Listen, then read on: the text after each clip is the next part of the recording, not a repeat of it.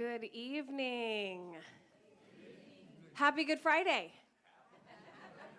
That's like an oxymoron. And yet it is. We say it is Good Friday, which is a weird thing, and only a few churches do this. But we call it Good Friday because of the good that came out of this day, not because of the events of the day itself. I am Pastor Lisa. Pastor Ben and Pastor Todd are both here assisting. Thank you to Benjamin Peck and Dr. Michael Munson for their gifts. For the choir, just give them a hand now. For being with us and providing us with music this evening. I want to invite you, hopefully you got an order of service. Everything will also be on your screens this evening. But I want to just tell you how we're going to go. We have a little opening time, and then we will proceed without any stopping. We will go lesson, and then reading, and then music, and then lesson, and reading, and music. The lessons are the actual scriptures. We call this the 7 last words in the church. This is if you're a red letter Bible person, these are the red letters that Jesus said on the cross. And so we will be reading those texts this evening. And then there's also readings. These are original writings. And so they are from the point of view of the people that are listed, and they'll be on the screen. Those texts will not be on the screen, but I invite you to close your eyes and listen if you're comfortable doing that, just to these words. And then there are 2 congregational songs that you're invited to sing. The words will be on our screen as well. And then I want you to note that there is no formal ending to this evening. There will be lights that will be extinguished throughout the evening. It will get a little bit darker. And at the very end, it will be totally dark as we take the Christ candle out of this space, and it won't return until Easter morning. We do this as a symbolic act. And I want you to know the lights will come back up, so don't try and move right after and fumble your way through the dark. But I do ask that you leave in silence for those who might want to stay in this space and pray, because you're more than welcome to do that this evening. But I'm glad you're here. And so we take this time for a moment of gratitude, recognizing that even though this is a hard evening and we come recognizing death in order to get to resurrection, we have such gratitude because we remember that this is part of the story. It is not the end of the story, though. And we have the full knowledge that Sunday is coming. But we do sit in the tomb, and we sit in the darkness, and we sit in death, knowing that there is light that comes later. So we are grateful for that. Friends, would you join me in our prayer for clearing out? You can read the bold or the second on the screen here. God of our very breath, we come this evening aware of the gift of life you give us with inhalation and exhalation. In this time together, let us set aside everything but the essentials of life. Let us find room for you. In this holiest of weeks, we offer you our undivided attention. We offer ourselves. Let us be room for you. In the name of Jesus, our Christ, whose suffering we come to witness.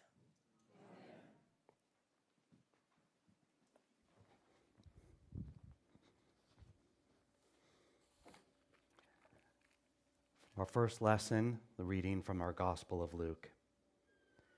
2 others also, who were criminals, were led away to be put to death with him.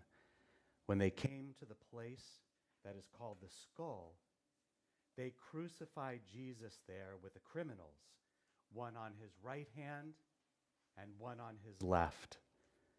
Then Jesus said, "Father, forgive them, for they do not know what they are doing."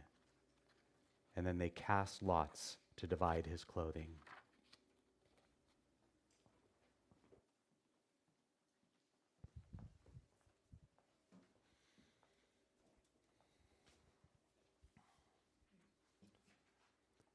first reading is from Simon of Cyrene. Here I am minding my own business when this soldier yells at me. I had to look around to make sure it was me he was yelling at.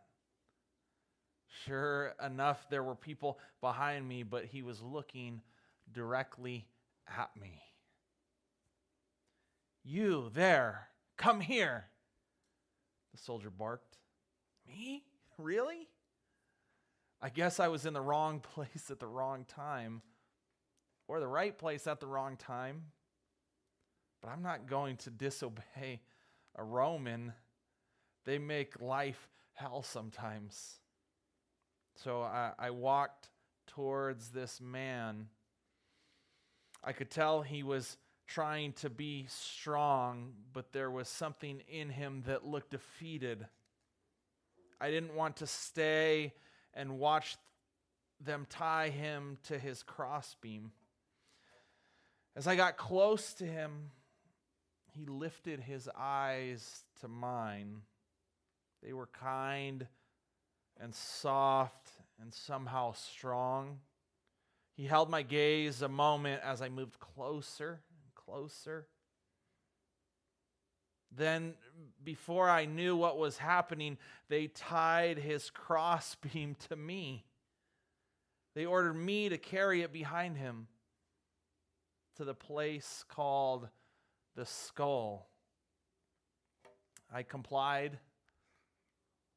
There was something in this man's eyes. It made me want to help, even if it was this one little thing. To carry a heavy load, to be with him in this hour. And as the crowd talked, I knew immediately who he was. He was Jesus, the Messiah, the Son of Man, the one we have waited to arrive, the one who now would leave in death. I stayed silent, quiet, and I just listened, and I carried this load, knowing how light it was compared to the load that he was carrying.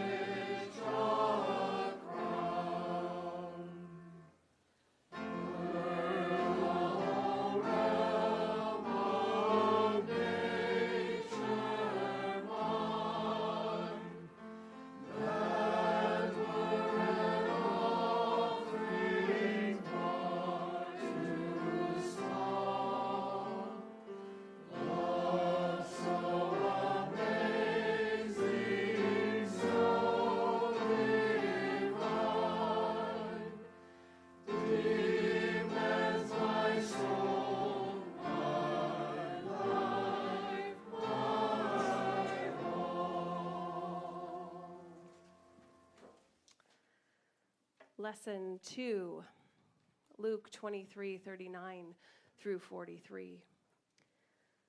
One of the criminals who were hanged there kept deriding him and saying, "Are you not the Messiah? Save yourself and us." But the other rebuked him, saying, "Do you not fear God, since you are under the same sentence of condemnation? And we indeed have been condemned justly, for we are getting what we deserve for our deeds, but this man has done nothing wrong." Then he said, "Jesus, remember me when you come into your kingdom." And Jesus replied, "Truly, I tell you, today you will be with me in paradise."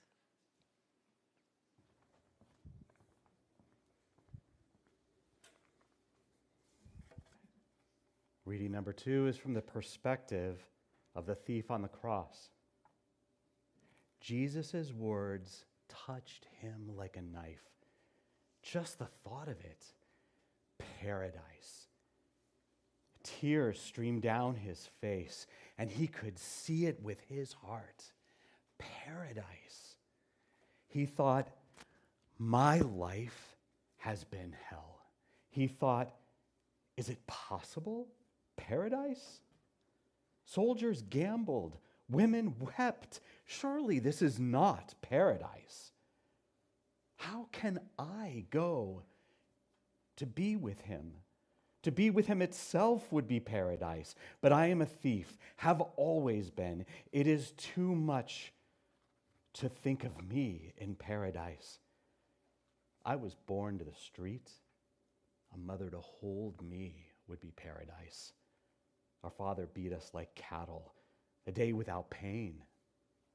That was like paradise. Rich children played with toys. Rich pockets and purses were my paradise. Poverty and prison was my daily grind. I never expected to be in paradise. But I heard him make the offer. I saw his eyes, and I glimpsed paradise. I felt his words touch my soul, and I knew that he would lead me to paradise.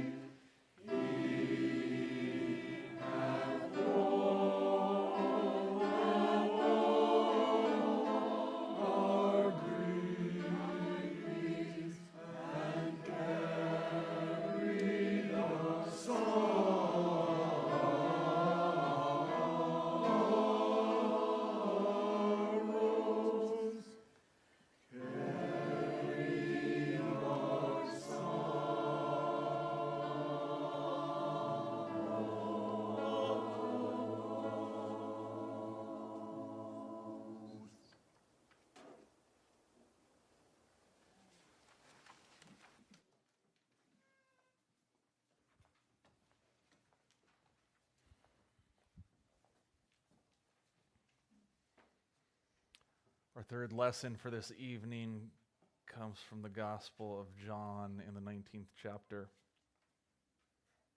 Meanwhile, standing near the cross of Jesus were his mother and his mother's sister, Mary, the wife of Clopas, and Mary Magdalene.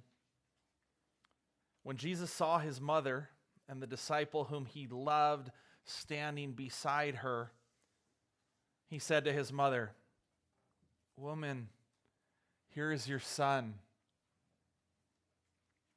Then he said to the disciple, "Here is your mother." And from that hour, the disciple took her into his own home.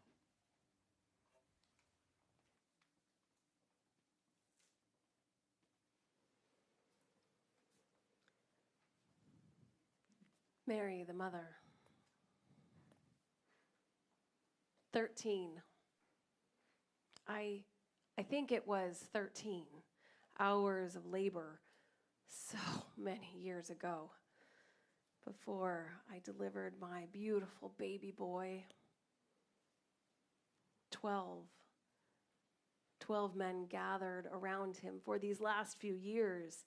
Peter and James and John, and 11 minutes have gone by since they placed him on this cross. And each minute breaks my heart over and over again. 10 commandments were given to our people by our God and taught us from them to love and love and love some more. 9 children ran by and mentioned that they saw him last time he was preaching on the mountain. 8 seconds between focusing my eyes on each new person that passes. 7 perfect days of creation, ending with rest on that final day.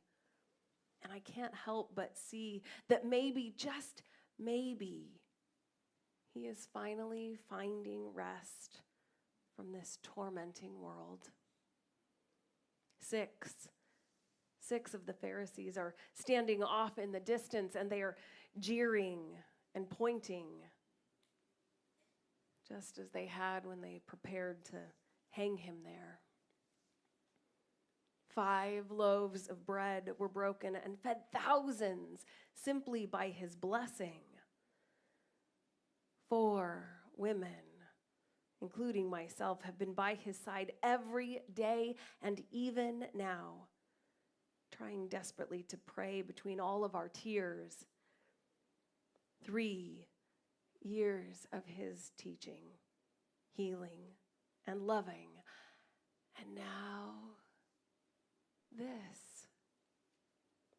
2 men hang at his sides, guilty next to my innocent son. 1 God, the God of Israel. The Lord is one, my son. And here he dies for love.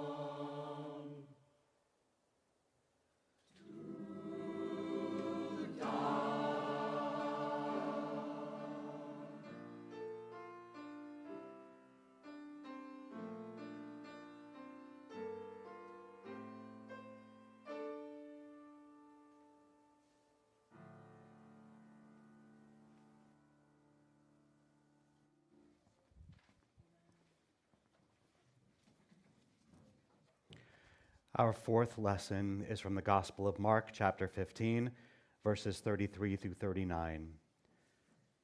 When it was noon, darkness came over the whole land until 3 p.m.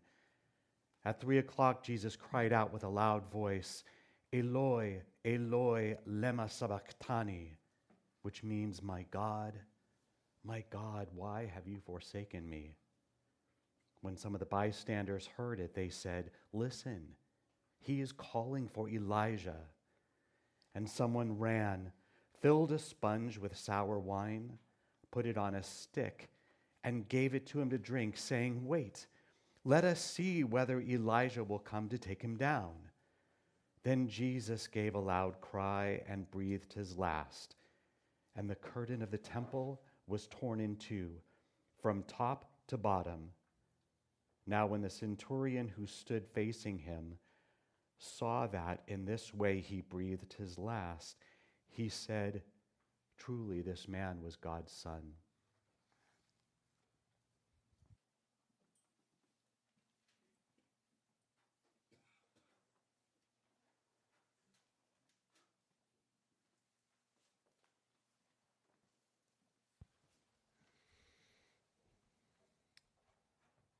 A reading from the perspective of a man in the crowd. I want to look away, but I can't. It's like a bad dream you can't make yourself wake up from. You want to, but you also want to see what happens next. But this is not a dream. This is a man we have sentenced to die, and for what? Was he real? Was he a fraud? I can't begin to tell you.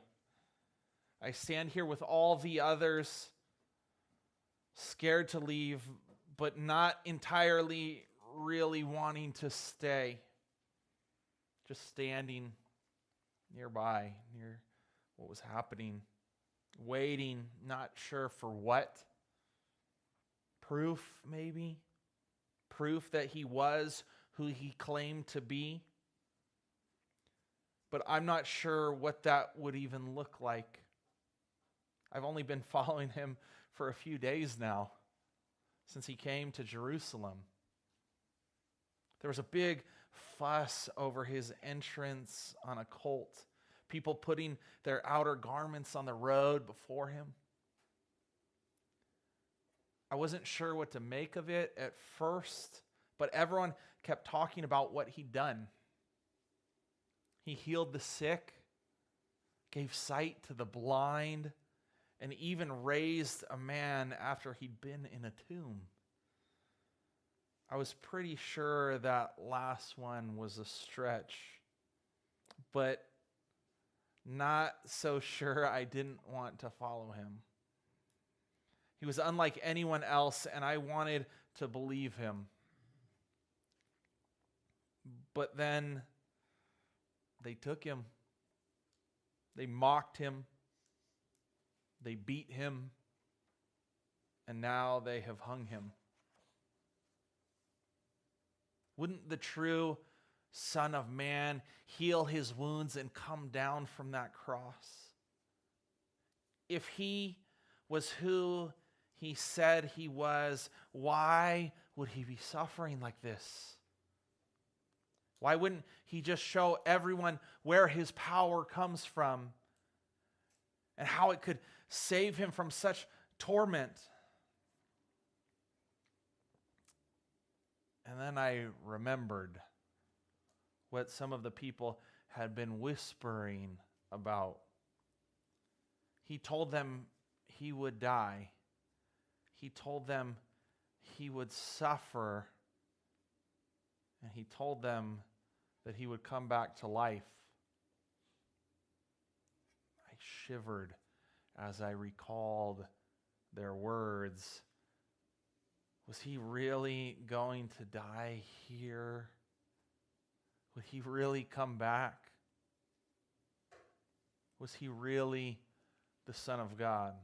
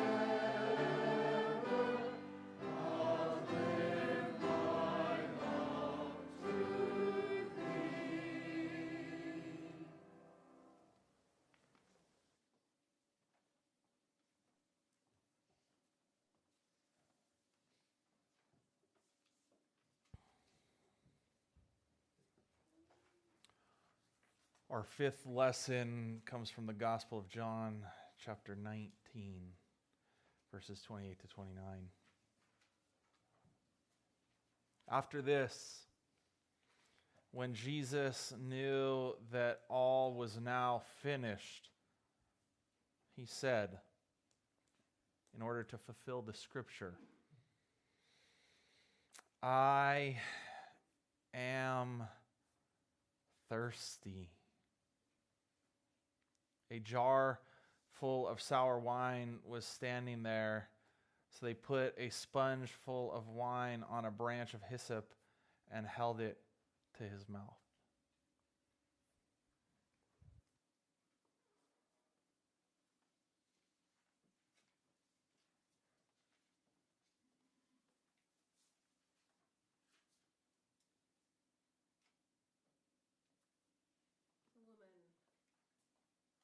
The woman at the well.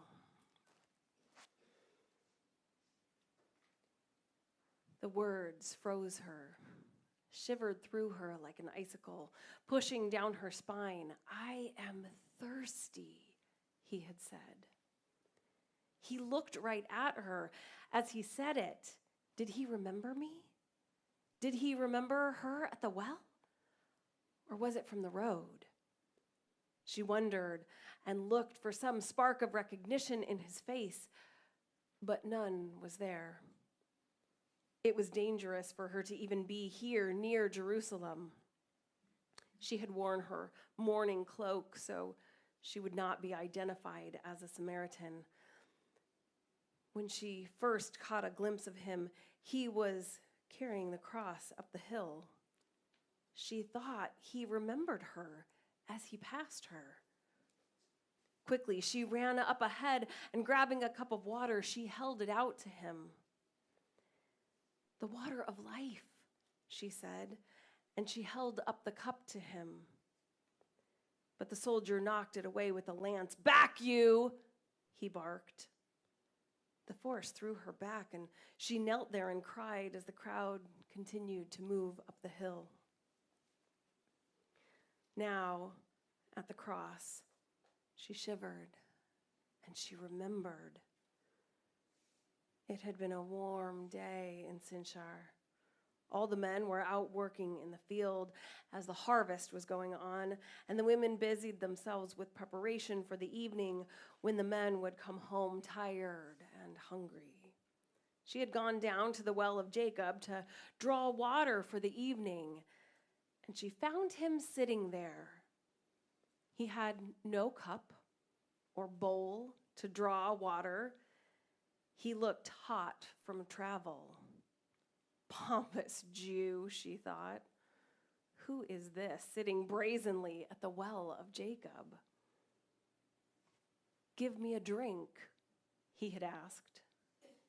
She should have been offended, but his smile and sureness put her off. Who are you to ask a Samaritan woman for a drink? She asked.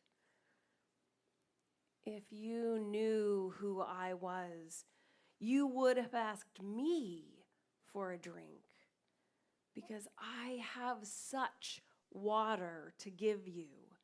You would never have to drink again. It is the living water of God. If you drink of my water, you will never be thirsty. She shivered as she remembered those words.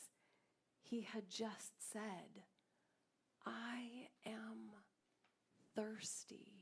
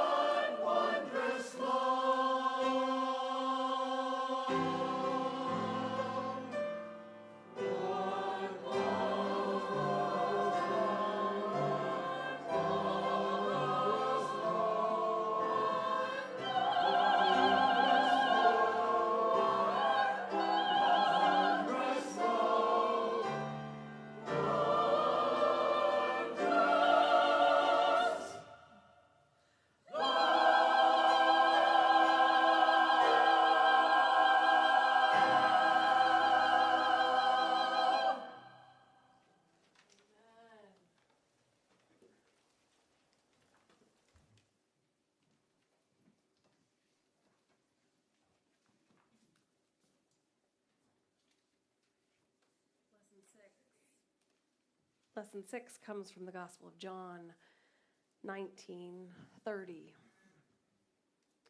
When Jesus had received the wine, he said, "It is finished." Then he bowed his head and gave up his spirit.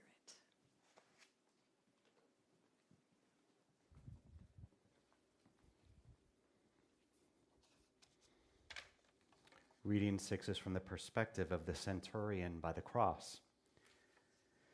Until this moment, I'd been certain this man was one of the worst. The way he paraded through town and across the countryside with so many people hanging on his every word made me sick.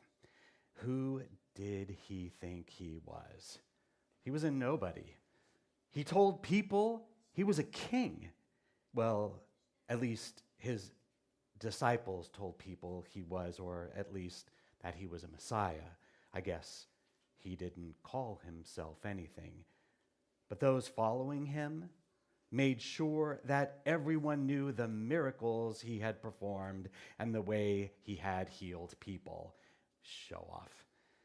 Everywhere he went, there were crowds of people just trying to see him. Desperate fools, if you ask me. Here he walked, a nobody, a Jewish man who claimed that he came to rule. Rule who? Rule what? What authority did he have? We have a ruler. We have a governor whose face was on all our coins.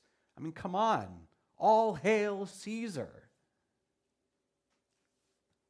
But today, as the hours crept on, watching him suffer, seeing how he didn't retaliate, I began to wonder who he really was. Used to being spit on or cursed at, we're ready for anything. But this man, he was so quiet. And when he did speak, it was to comfort those who were around him, to accept this punishment. Perhaps he was different. Perhaps he was innocent.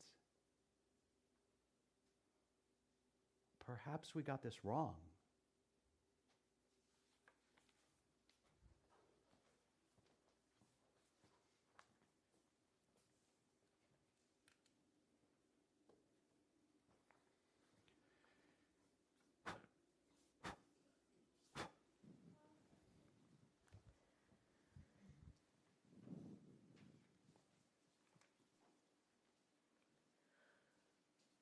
Were you there when they crucified my Lord?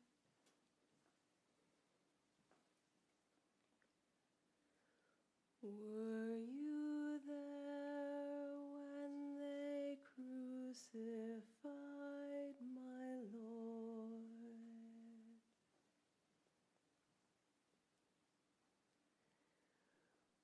Were you there when they crucified my Lord? Were you there when they crucified my Lord? Oh, sometimes it causes me to tremble, tremble, tremble. Were you there when they crucified my Lord? Were you there when they pierced him in the side?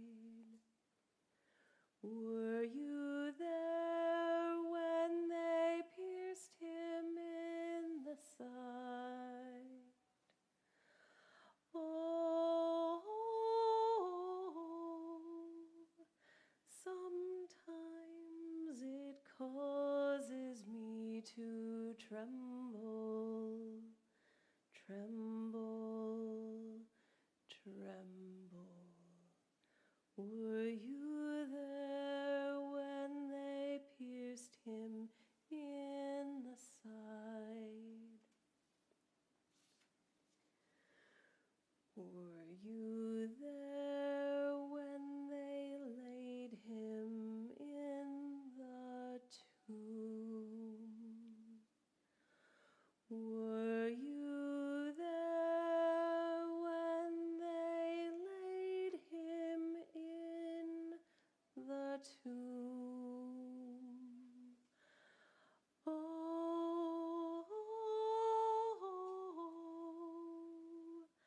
sometimes it causes me to tremble, tremble, tremble.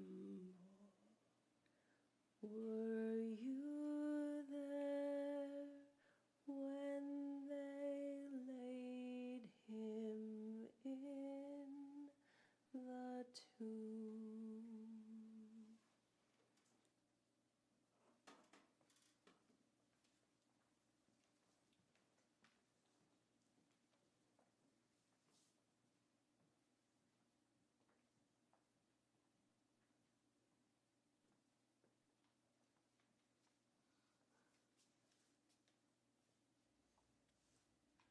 Our seventh and final lesson for this evening is from the Gospel of Luke, the 23rd chapter. It was now about noon, and darkness came over the whole land until 3 p.m, while the sun's light failed and the curtain of the temple was torn in two. Then Jesus, crying with a loud voice, said, "Father, into your hands I commend my spirit." Having said this, he breathed his last. When the centurion saw what had taken place, he praised God and said, "Certainly this man was innocent."